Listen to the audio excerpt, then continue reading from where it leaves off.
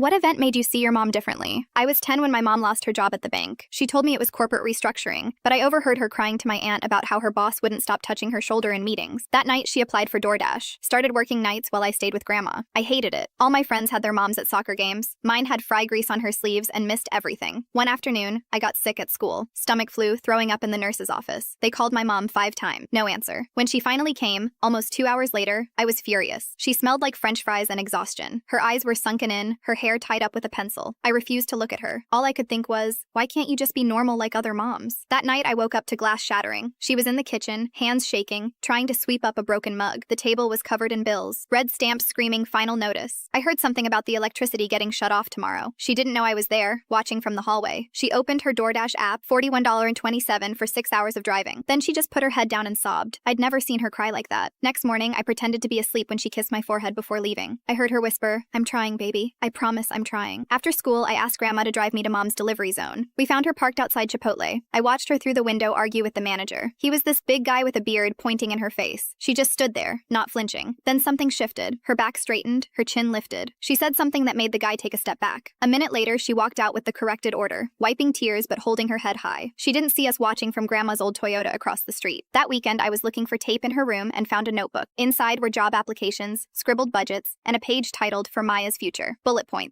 College fund, $50 month. Braces, start saving. Dance classes again? My name was surrounded by little hearts. I took a photo of that page with my iPad and put it back exactly how I found it. Monday, she missed my science fair. I won second place for my baking soda volcano. All the other parents were there taking pictures. My certificate stayed stuffed in my backpack, crumpled. I stared out the bus window the whole way home, hating that stupid volcano I spent 2 weeks building. That night, I heard Mom crying in the bathroom. Not loud sobs, just that quiet kind of crying people do when they don't want to wake anyone. I almost knocked. I didn't. I left my certificate on the kitchen table. Next morning, it was gone. 2 weeks later, she picked me up from school wearing a gray blazer I'd never seen before. She looked nervous but excited. "I have a surprise," she said. We drove downtown. She walked me into this glass building. Her name was already on a desk inside, Human Resources Assistant Manager. She'd been interviewing between deliveries, using her lunch breaks. She opened her phone and showed me a photo, me standing next to my volcano. She'd come to the science fair after all, just stayed in the back because she was embarrassed to be in her DoorDash uniform. Snapped one photo, then rushed back to work. My certificate was framed on her new desk. That night, I found a card under my pillow. Inside was a gift card to my favorite ice cream place and a handwritten note. "I see everything you do, even when you think I don't. I'm sorry for what I miss. I'm trying to build something better for us." I used to think being a good mom meant showing up to every game and packing lunches with little notes like Zoe's mom. Now I know it's about fighting invisible battles and still getting up every time life knocks you down. The moment I started seeing her differently wasn't one big dramatic scene. It was watching her crumple at our kitchen table at 2 a.m., then still wake up at 6 to make me toast before school. Being brave isn't not being scared. It's being terrified and still doing what needs to be done.